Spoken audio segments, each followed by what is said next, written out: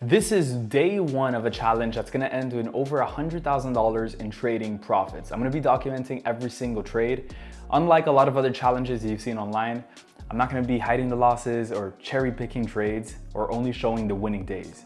I want every single trade to get documented here on the YouTube channel so you guys can actually learn from my mistakes, my good decisions, my wins, my losses, everything.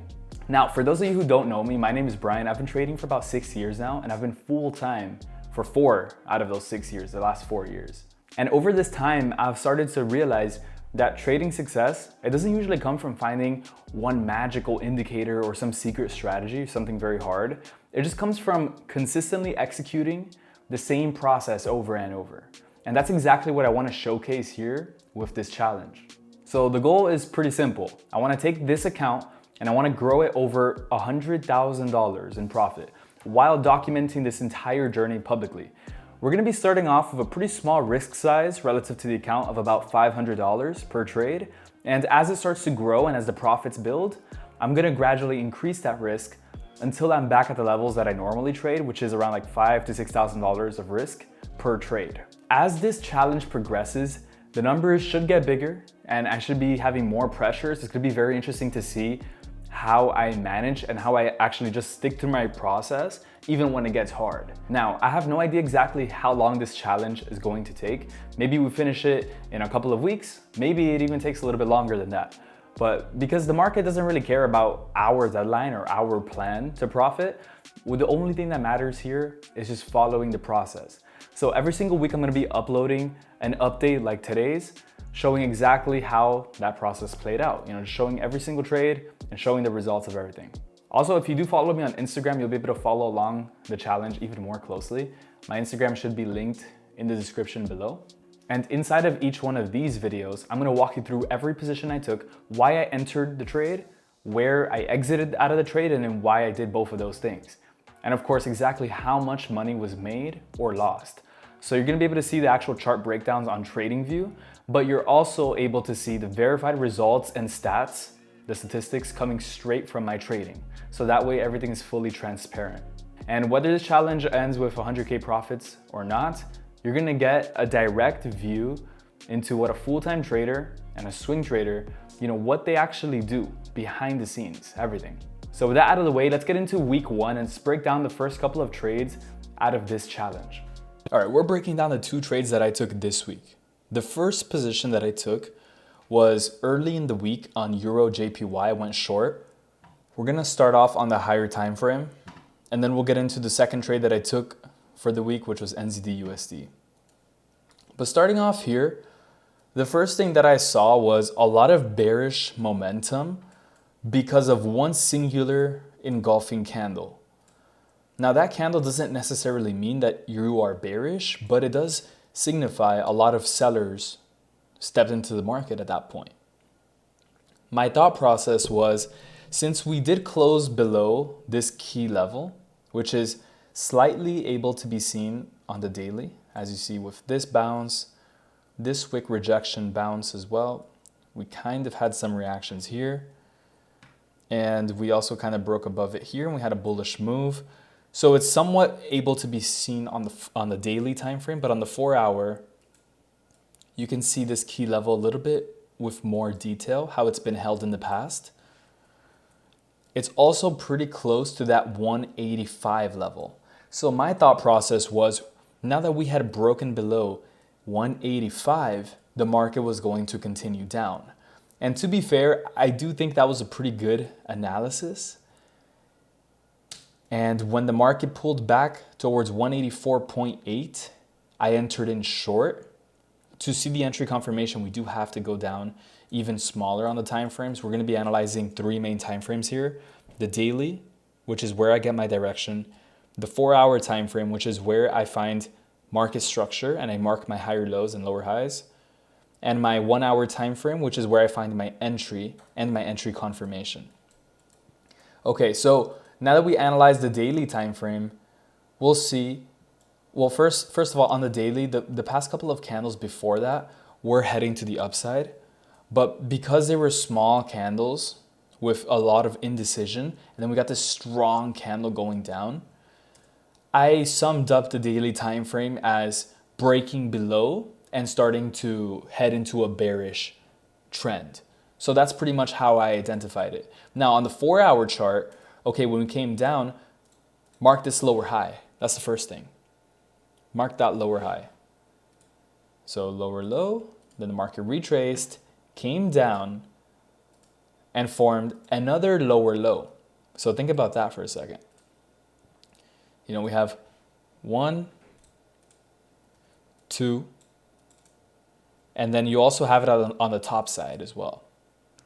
So if we basically copy and paste this, boom, boom. So one lower high and the second lower high, that's where I decided to take my entry. Based on my strategy, waiting for 2 lower highs is pretty much ideal.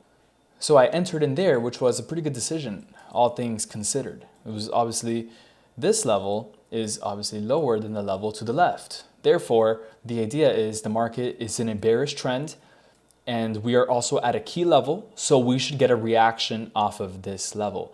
Now, the cool thing is we did get a reaction and we did get some profit. So that idea was correct. And this also leads to the fact that I don't mind having this loss. This loss isn't one that's very frustrating for me, not at all. And the reason for that is because I did enter in at the right level. I just entered in too late on the trend, and the trend completely reversed to the upside. So I was completely wrong on this trade anyways, and I'm glad that we got stopped out so that way we didn't have to hold more drawdown. It was actually the market telling us, hey, I'm going the complete opposite way. So I'm just letting you know, I'm going this opposite way. Because it gave us profit off of our entry. Not the worst trade in the world, It's a loss. Now for this challenge, I think I mentioned it in the intro, but we are starting off by risking $500. I'm doing this just to make it a little bit harder on myself to start with a small risk, and then once we start getting some wins, we can increase that risk. So this was a minus $500 position right here. Boom, let's put that in red. If we go here to the trade, we have a minus 514.78 cents. Essentially, yeah, this is where you see the chart. Basically, what we have here was very small loss, very controlled. It was just our stop loss. So we didn't lose much more. It's not like, sometimes people place a stop loss and then they extend it and then they end up losing twice as much. No, we just lost 1 R, which means based on the risk to reward, as you see here, 2.7, we could have had almost a 1 to 3 on this. With 1 win, we'll make back 3 times more. And that's pretty much foreshadowing into the next trade, which was on NZD-USD. We entered in at the perfect price. So I entered in short at 58,400. Let's start off on the higher time frame. Let's do a quick top-down analysis. Super quick. Now I was looking for a third trade this week, guys, but I did not find it. And I decided to stay disciplined and not force a bad trade just because I'm doing a challenge. I'm not going to force it.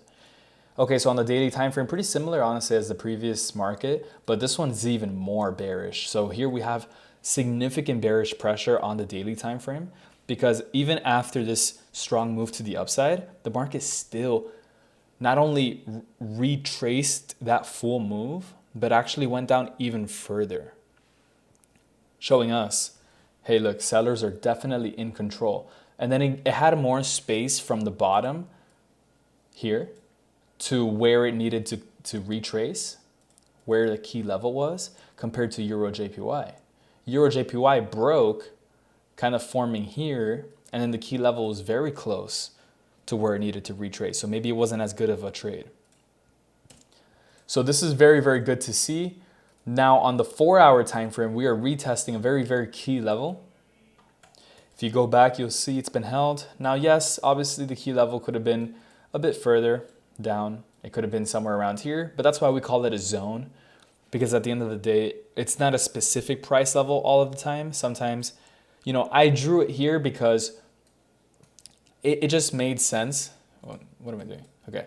It made sense based on the Fibonacci levels. So you draw the Fibonacci from the top of the move to the bottom of the impulsive move.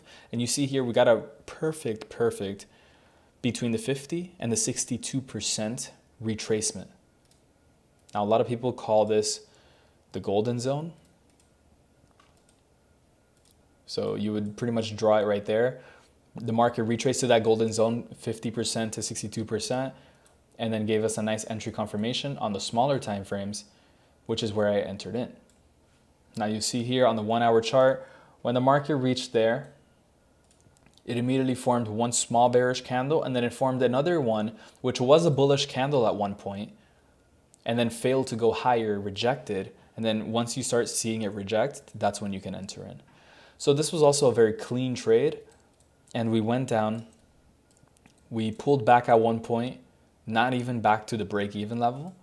It was pretty close to getting me stopped out at break-even, but the market continued its bearish trend and continued respecting the moving average. One thing I want you guys to notice here, on the 2 hour time frame, it perfectly tapped that 50 EMA, which is another great indication to go short. So I had multiple confluences on this trade. We had the EMA, we had lower highs, so a bearish market structure. That's two confluences. We had a bearish daily time frame. We had a wick rejection as an entry confirmation.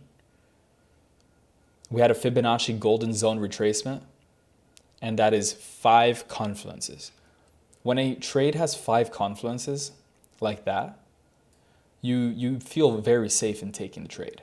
So yeah, guys, hopefully that makes sense. Let's break down here kind of how much we made. We made almost 3 times as much as we did on the first trade, and we were still risking that same $500. So this is a very micro example of, even within a week, what risk to reward can do.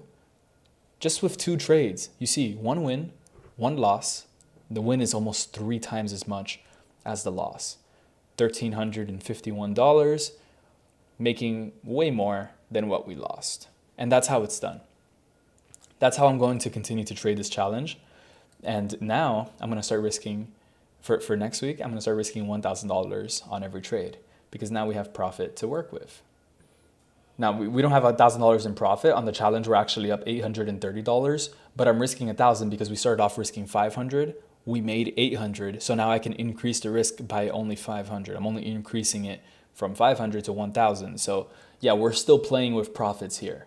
And I think as long as you guys have $500 to risk, and your account isn't just 500, it's at least a couple thousand, then you could pretty much do a similar thing. You know, if you had this level of confidence in trading the markets, and you understood most likely what's going to happen based on your years of experience or your very solidified trading strategy or system, then you could theoretically do this with me and risk as much as I'm going to start risking as I go up to 1,000. Then when I win a couple more trades, I'm going to go up to 1,500, 2,000, and hopefully eventually we could get up to risking about $5,000 per trade. And that's kind of how the game is played. You just need to have that confidence to scale up when things are going well. I see way too many traders, when things are going well, they get scared. It's like they're scared of the success. Instead of increasing their lot size, they maintain it the same. And sometimes they even lower their lot size. They're like, oh, I'm doing so good that I don't even need to risk more. No, that's when you want to step on the gas pedal. When things are going good, that's when you go harder. So I think that's something that I'm going to hopefully show you guys with this challenge. And that may open your mind to seeing things and operating a little bit differently. So hopefully you guys enjoyed this video. If you did and you want me to continue to make these updates, which I am, leave a comment below and it would be greatly appreciated. And yeah, I'll see you guys in the next one.